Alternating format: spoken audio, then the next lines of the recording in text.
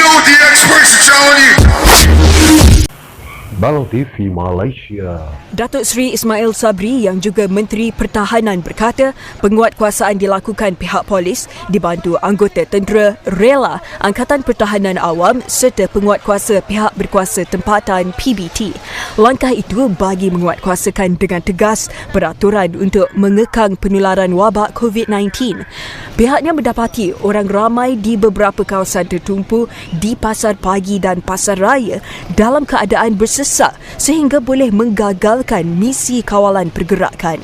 Jadi saya nasihatkan kepada pengguna di supermarket, pengguna di pasar, kita faham keperluan harian amat penting, tetapi kesihatan juga perlu dijaga.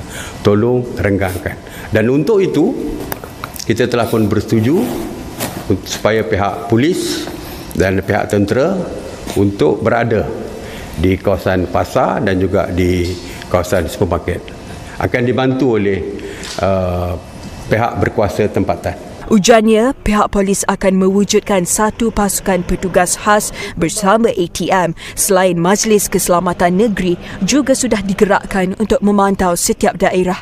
Sehingga kini 1,462 anggota rela digerakkan dan 3,000 anggota pertahanan awam turut membantu usaha itu.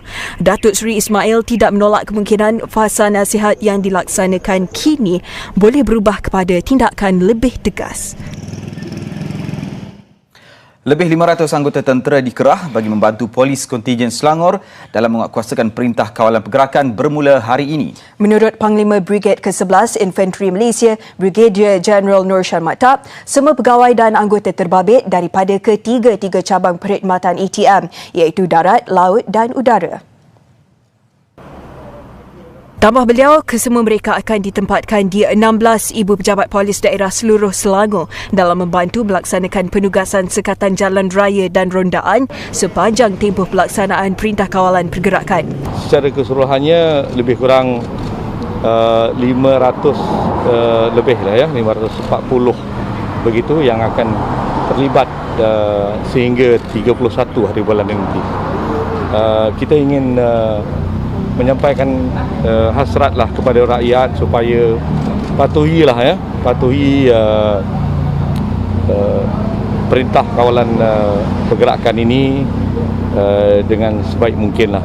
Tambahnya, tiada lokasi khusus atau tumpuan untuk menempatkan anggota ATM kerana semua pergerakan dikoordinasikan pihak polis. Brigadier General Nur Sham sebelum itu meninjau lokasi sekatan jalan raya di Shah Alam Selangor bersama Ketua Polis Daerah Shah Alam, Assistant Commissioner Baharudin Maktai.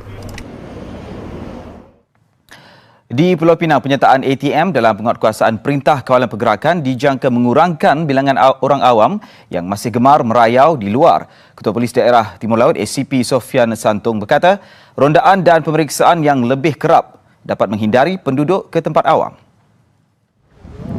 Terdahulu, beliau memberikan taklimat penugasan bersama kepada anggota PDRM dan ATM di Ibu Pejabat Polis Daerah Timur Laut. Katanya seramai 3 pegawai dan 96 anggota tentera ditugaskan di daerah Timur Laut sepanjang pelaksanaan PKP. Selain itu, 50 anggota rela juga turut serta dalam tugasan bersama ini. Dengan penyertaan tambahan ini, katanya rondaan MPV di daerah berkenaan juga ditambah 10 kenderaan. Di Terengganu pula dianggarkan seramai 382 anggota tentera terbabit bersama-sama pasukan polis menjalankan pelaksanaan perintah kawalan pergerakan. Ketua Polis Negeri Datuk Rosli Cik ketika dihubungi berkata, anggota tentera terbabit mula bertugas jam 4 petang tadi. Jelasnya, kaedah pengawalan yang dilakukan sama sebagaimana yang dibuat sebelum ini, iaitu menerusi hebahan oleh kereta peronda, sekatan jalan raya dan rondaan di semua kawasan, terutama lokasi tumpuan ramai dan kawasan awam. Perintah kawalan pergerakan yang masuk hari ke-5 juga katanya memperlihatkan tahap pematuhan rakyat Terengganu kini berada di tahap 80 hingga 85%. Situasi sama turut dirakam di Pahang di mana polis dan tentera berganding bahu mengadakan sekatan jalan di seluruh negeri terbabit. 37 lokasi dikenal pasti dengan tumpuan khusus di laluan utama ke pusat bandar. Selain itu, anggota tentera dan polis turut melakukan rondaan di tempat awam bagi menasihati pengunjung mengenai perintah kawalan pergerakan. Ketua Polis Pahang, Datuk Abdul Jalil Hassan berkata, pendekatan diambil ialah menyampaikan nasihat secara berhemat dan